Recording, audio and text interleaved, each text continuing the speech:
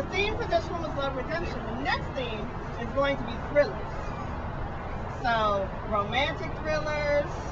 I can't read this late at night. Urban suspense. So any kind of thriller or suspense, we'll be accepting those submissions. And the specifics about what you need to write or how you need to write it, format it, will be on our website and also on the page that's on the table. We will only be accepting electronic submissions. We're trying to bridge the digital divide. We all met as bloggers. Everyone who writes for us has to be a blogger. Even if you don't blog as often as some of us have or do, you have to have a blog. Diane, did I forget anything before I start my little piece? No. All right. Some of you have read this book already, and we so appreciate your support and your purchasing our book, our first venture. We know that you are going to be beating down the doors to get to our second one. So, spread the word. My story is kind of a girly romance, I think. I consider it faction in that it's all of my romantic angst put into one story. Hopefully my next ones will tell my successes.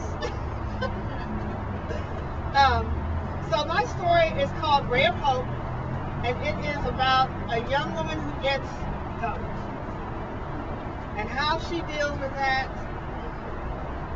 You'll have to read the entire story to find out, but I'll give you a little teaser tonight. Sitting in front of her apartment building in the car with Antoine, Raina tried to catch her breath. She touched the button, which electronically slid the window down on the passenger side. Raina took in a deep breath, hoping it would calm or cool her off. It didn't. She tried to refocus as Antoine asked her, "You do understand, right? I'm not ready to give you what you deserve, what you ought to have. You need a brother who wants to commit to you fully." She stared into his eyes, those eyes that seemed to plead with her to understand. She took in all of his wonderful features one last time. The full lips that she had enjoyed nibbling, while the tickle of his neatly trimmed mustache and beard thrilled her. His thick eyebrows above the dark brown eyes that made her melt every time they grazed over her. Raina wondered how a man as handsome and caramel smooth as Antoine could suddenly take on the gargoyle-like qualities that she saw in him now. She wanted nothing more than the satisfaction of digging her well-manicured, conservatively cut fingernails deeply into his face, scarring him for life, as his words were doing to her and him. Instead, she dropped her eyes and smoothed the hem of her silky floral dress over her knee as she tried to wrap her brain around the news that Antoine was sending. Was it her imagination that she just had an amazing night of dinner and dancing with this man? In her head, she chanted, "Do not let him see you cry. Do not cry in front of him." But aloud, Raina's voice quivered slightly as she asked, "What is it that makes you think I want such a binding commitment?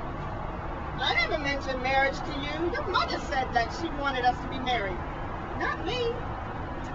"See, that's just it. My parents think you'd make the perfect daughter-in-law. I don't want to lead you on, and I don't want to be married anytime soon. And I don't want my parents' wishes to lead you on or to pressure me. I really like you, and I don't want to hurt you."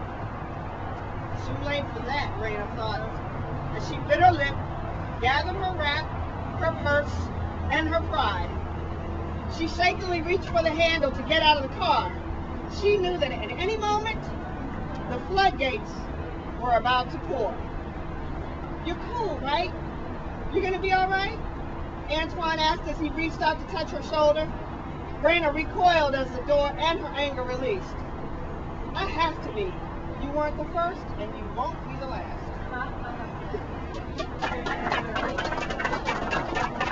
So you have to read the rest of the book. You have to get the book to read the rest of the story. Come on in. Come in, please.